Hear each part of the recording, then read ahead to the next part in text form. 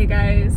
So, the devil knows that Christians, what our weakness is. We want to be loving. We want to be merciful. We have received mercy and grace, and we want to be loving, But we forget so often, we get the wrong messages about what being loving is. And we get judged by other believers that think, they're proud of their virtuous religious flesh and their ability to be loving, right?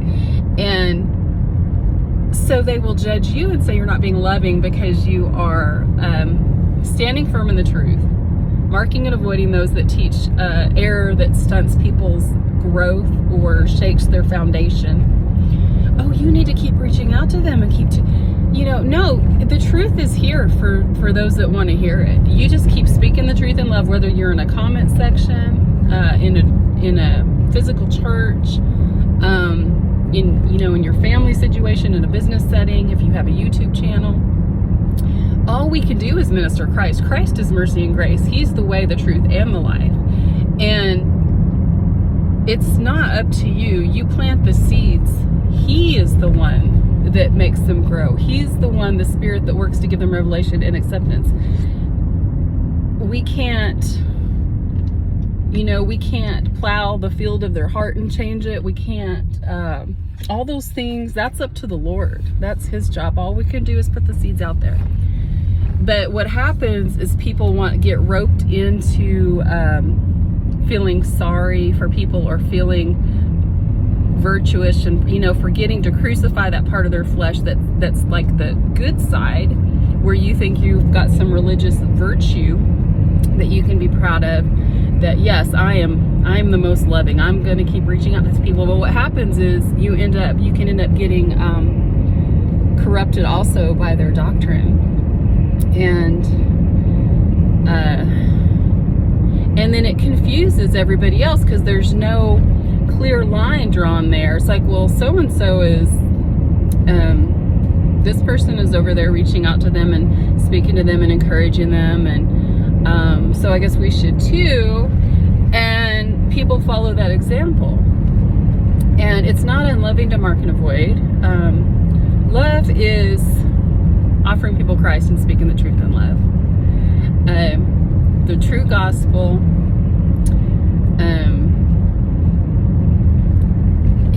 in teaching doctrine, true doctrine that builds up the church, and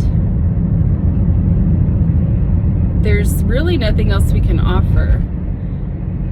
We end up coddling, people and giving in to them, and the lines are all blurred and nobody knows what's okay and what's not okay. So, that's why we mark and avoid, guys, and they can come, at any time and join the fellowship and learn. But the people that are out there like opposing stuff or speaking wrong, harmful doctrine, we're really just not supposed to fellowship with them. We don't have to worry, are they saved or are they not saved? Paul never said that. He said, if anyone comes to you teaching another gospel, even if it's me, he says, mark and avoid, let them be accursed. Yeah. So, and like I said before, there's a lot of narcissistic religious personalities out there that it's all about them. Their ministry, they are not motivated by taking burdens off of people. They're not motivated by building up the church. It's about them. It's about them thinking they're getting rewards. It's about them getting accolades from people. There's a lot of, not to speak bad about mental illness, it's a real thing. But there's a lot of people, honestly, that have some mental illness and some things that they need to work on and get over, and let the Lord work on them, maybe get some counseling, and they get on here and they have ministries, and it's about them. It really is. It's about them feeding whatever need they have, and it's not about you guys. It's not about Jesus. It's not about you guys. It's more about them. And they're manipulative. They put on a good show.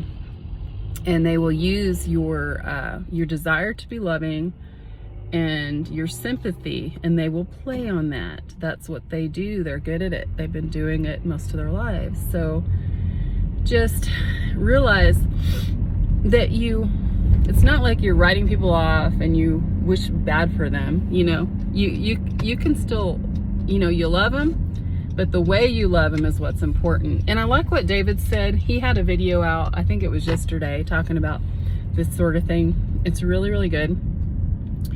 That he said, you know, we shine the light of Christ, the truth, by speaking his word. And if you go to them and you compromise for them, it's like putting a lampshade of your, you know, your religious virtue or your desire to be loving over that light. And it's a mixture. And that people come to the light of Christ, the light of the truth.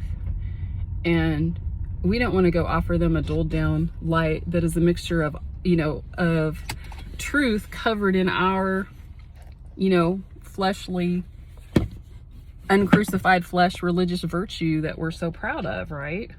It's just confusing.